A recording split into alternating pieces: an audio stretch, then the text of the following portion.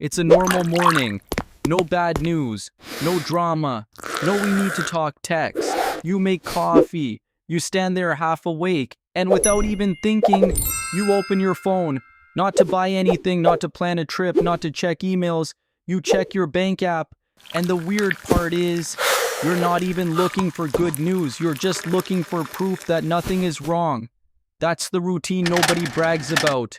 It's not budgeting. It's not being responsible. It's basically you playing security guard for your own life, scanning the hallway for an emergency that hasn't happened yet. Like you're on shift at a building with a smoke alarm that goes off randomly, and your whole job is to stare at the panel and hope it stays quiet. Now imagine one thing changes. Not a new car, not a bigger house, not some dramatic I quit my job moment, just a number sitting there, quietly, in the background, $100,000. And here's what messes with people's heads. Your life still looks the same from the outside. You still wake up, you still work, you still have bills. Nothing about your morning becomes cinematic. But the rhythm inside your brain changes. You stop checking your balance like you're sweeping for landmines. You stop looking at your payment dates like they're court hearings. And you start making decisions a little slower, which sounds small, until you realize slower decisions are usually better decisions, and better decisions are usually the only thing separating I'm fine from I'm actually moving forward. So here's the real question. How can a pile of money just sitting there change how you live when it hasn't even bought you anything luxurious yet? And here's the thing, don't answer this out loud yet. Just notice what your brain reaches for. First question, if you woke up tomorrow with a clean $100,000 sitting in your account, what changes first? Do you start spending more or do you start worrying less? And if it's worrying less, why would a number you're not even touching calm you down that much? Second question, how is it that some people make great money and still live like their life is one surprise expense away from falling apart, while someone with a very normal income somehow moves through the world like they've got options? Third question, if $100,000 can't retire you and it definitely doesn't make you rich, why do so many people who actually build wealth quietly treat that number like the real turning point? Because there is a gap most people don't know how to name. The gap between I have money and I feel safe. And 100,000 is often the first time that gap starts closing, not through luxury, but through something way less flashy. The ability to wait. Let me be very clear about what this video is not doing. This is not a saving $100,000 is easy story. It's not a motivational poster. And it's definitely not pretending everyone can or should do this overnight. This is about what changes when that number exists. Because $100,000 doesn't change your life by making you rich. It changes your life by changing how you make decisions. Specifically, it pulls you out of the biggest financial trap working adults live in without naming it. The urgency trap. When you don't have a real buffer, most decisions aren't made on right or wrong. They're made on now or too late. You buy because you're afraid you'll miss it. You sell because you're afraid you'll lose it. You stay in a bad job because you're afraid of the gap between paychecks. Urgency quietly becomes the boss. And here's why $100,000 matters. It's often the first number large enough to let you say something that sounds tiny, but isn't. Hold on, I can wait. That sentence doesn't feel dramatic, but it's the sentence that flips the entire game. I've seen this pattern repeat more times than I can count. Same salary, same city, sometimes even the same job title. And yet two people are living in completely different worlds. One of them always feels like something is about to go wrong. Not panicking, just permanently tense, like they're waiting for the email, the bill, the call. The other person isn't carefree, they still worry, they still plan. But there's a delay between what happens and how they react. They don't jump like a smoke alarm just went off. I'm not saying this as a money expert handing down rules. I'm saying it as someone who spent an unreasonable amount of time watching how people actually make decisions. The The worst financial decisions I've seen rarely come from people being careless or uninformed. They come from people being rushed, from having to decide now. If you've ever looked back at a money decision and thought, "Why did I do that?" the answer is usually simple. You didn't have time to think. And that's what $100,000 quietly buys you first. Time to slow down, and once you slow down, something else starts to change. Let's pull the system apart for a second. Not in a complicated way, just enough to see how it actually runs. When you don't have real emergency savings, your life turns into a sequence of checkpoints. Rent day, credit card due date, insurance renewal, car repair, and then something random shows up. Nothing catastrophic, just enough to force a decision. So you're not planning around goals anymore, you're planning around deadlines. And deadlines create something most people never price in. A hidden cost I call the panic fee. The panic fee never shows up on a statement, but it's very real. You buy fast, so you buy expensive. You finance, so you pay interest. You pull money early, so you lose future growth. You skip opportunities not because they're bad, but because you can't afford to hesitate. That's how the system quietly drains people, not through one big mistake, through 1,000 rushed ones. Now here's where $100,000 changes the mechanics. You don't buy financial freedom, you buy shock absorption. When something breaks, you don't break with it. You buy time instead of stress. You also buy leverage. You can wait for better terms, better timing, better options.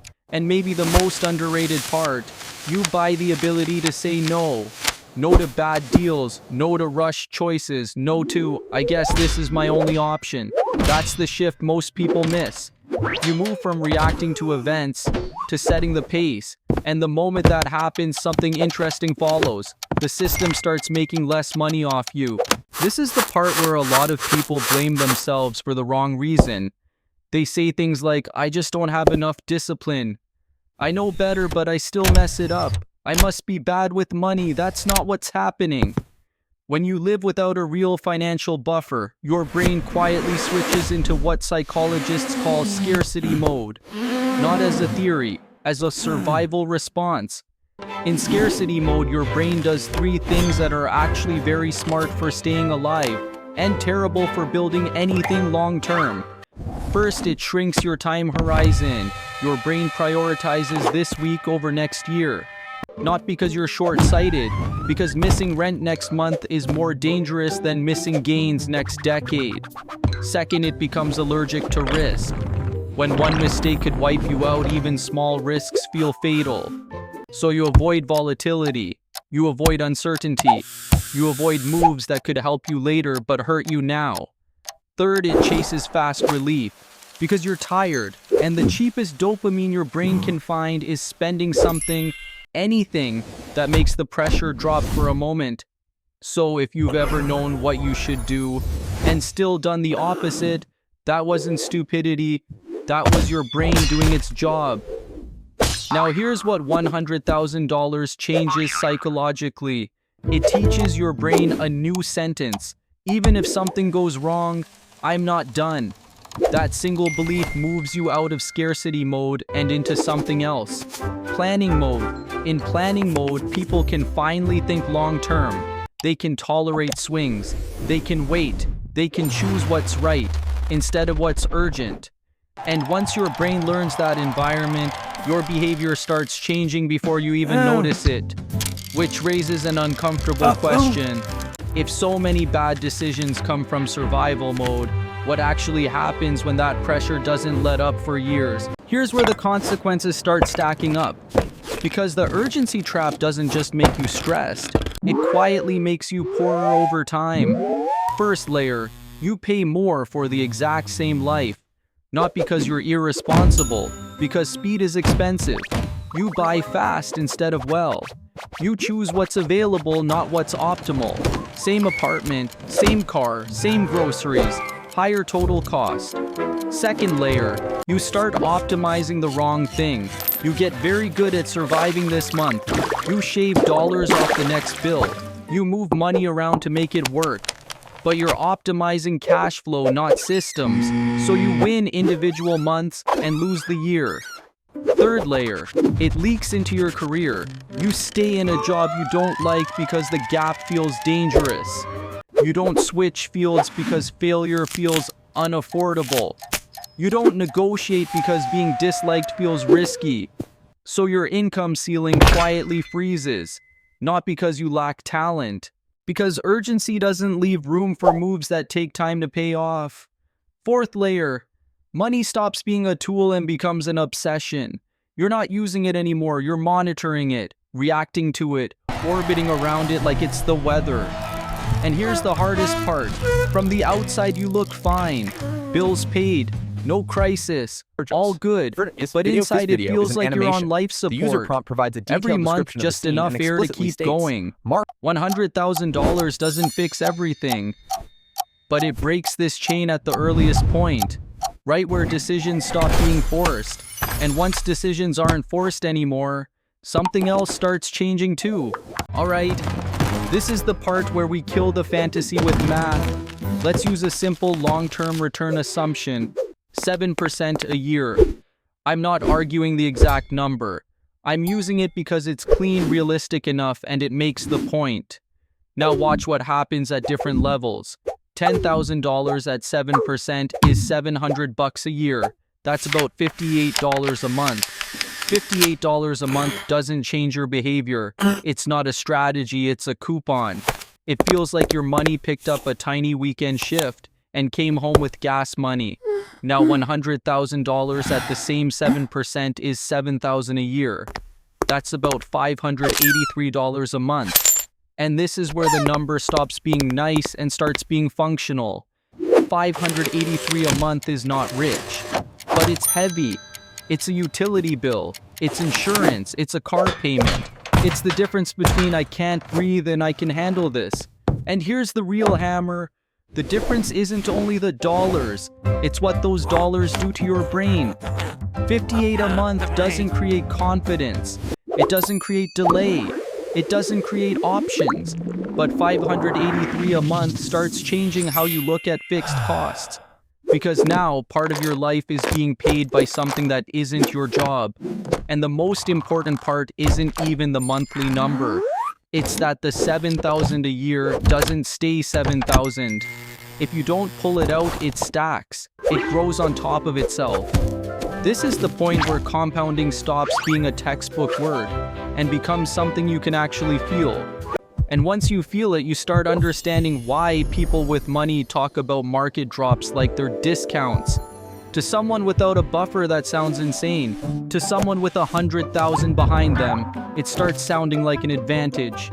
Put two lives side by side for a moment, not to tell you what to choose, just to make the cost visible. Life A, no real buffer. You still work hard, you still try to be responsible, but every time something unexpected shows up, the response is forced. You sell what you're holding because you need cash now. You borrow because breaking the rhythm feels dangerous. You pass on opportunities because risk feels expensive. Nothing explodes, you survive. But life starts to feel like a survival game. You get very good at staying alive. You never get the chance to upgrade the character. Now life B. There's one difference. $100,000 sitting quietly in the background.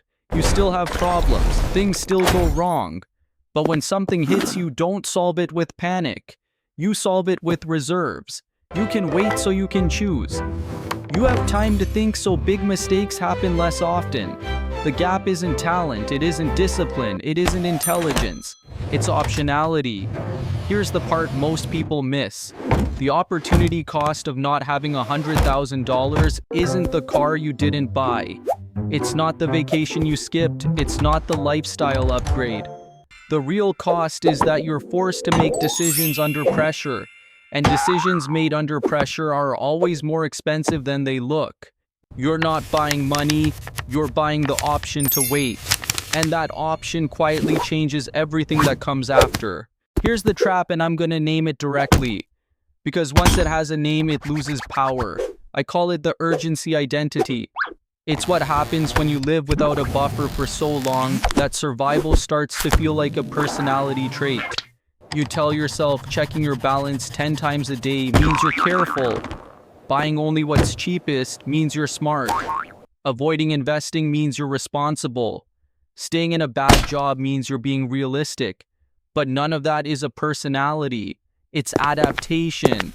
You adapted to an unsafe environment, and the environment trained you to confuse caution with control. That's why this trap is so sticky. It doesn't feel like fear. It feels like discipline. But it's a cage. When you finally have real breathing room, when there's 100,000 sitting quietly behind you, this identity starts to crack. You don't need to prove how tough you are anymore. You don't need to win every tiny battle. You stop acting like someone who has to endure life and start acting like someone who has options. And here's how you know if this trap ever owned you. You check your money not to plan, but to calm yourself down. If that sounds familiar, you're not broken.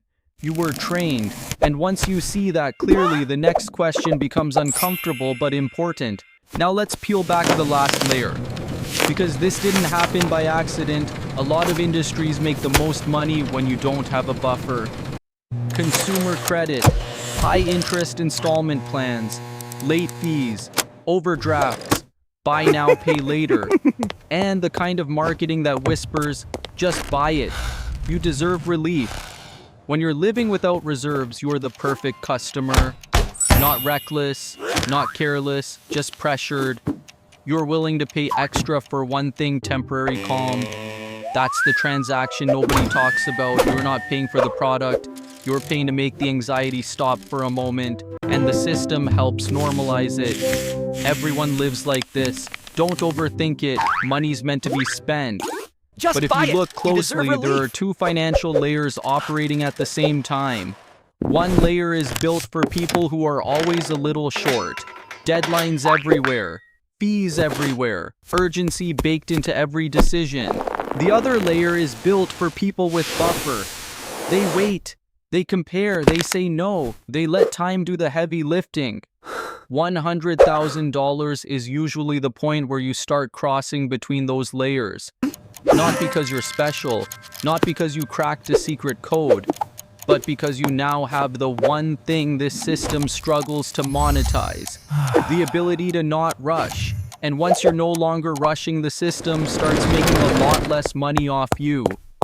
Which brings us to the final piece, what all of this actually adds up to.